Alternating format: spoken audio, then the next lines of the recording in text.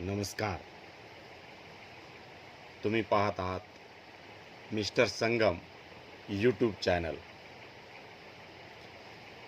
मी आज तुम्हाला MBBS ॲब्रॉडबद्दल माहिती सांगणार आहे.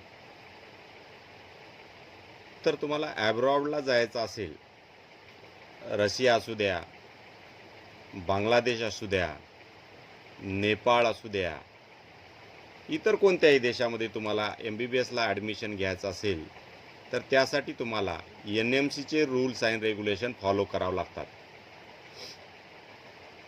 त्यासाठी सर्वप्रथम तुम्हाला नीटची परीक्षा पास होणं गरजेचं आहे.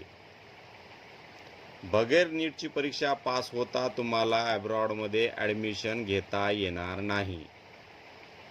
त्यानंतर तुमचा तेथील कोर्स म्हणजे ज्या ठिकाणी तुम्ही ॲडमिशन घेणार आहात त्या ठिकाणचा कोर्स 4.5 इयर्सचा असला पाहिजे.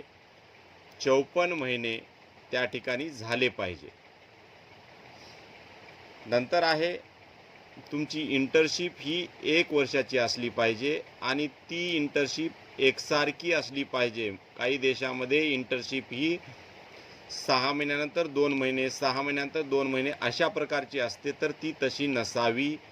ती NMCला मान्य नाही.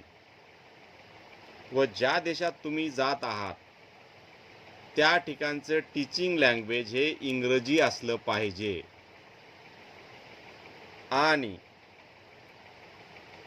त्यानंतर तुम्हाला त्या ठिकाणचं लायसन्स टू प्रॅक्टिसचं सर्टिफिकेट मिळालं पाहिजे.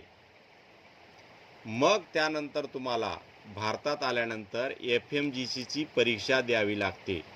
ती परीक्षा पास झाल्यानंतर तुम्हाला 1 वर्षाचं परत भारतात एक इंटर्नशिप करावं लागतं. मग तुमचं MBBSचं स्वप्न, डॉक्टर होण्याचं स्वप्न पूर्ण होतं. मग तुम्हाला भारतामध्ये कुठेही डॉक्टरची सेवा करता येते.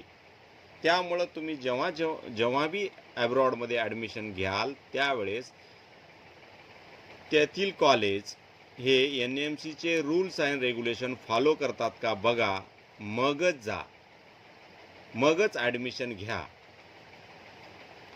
हा व्हिडिओ जर तुम्हाला आवडला असेल तर फॉलो किंवा सबस्क्राईब करा. धन्यवाद.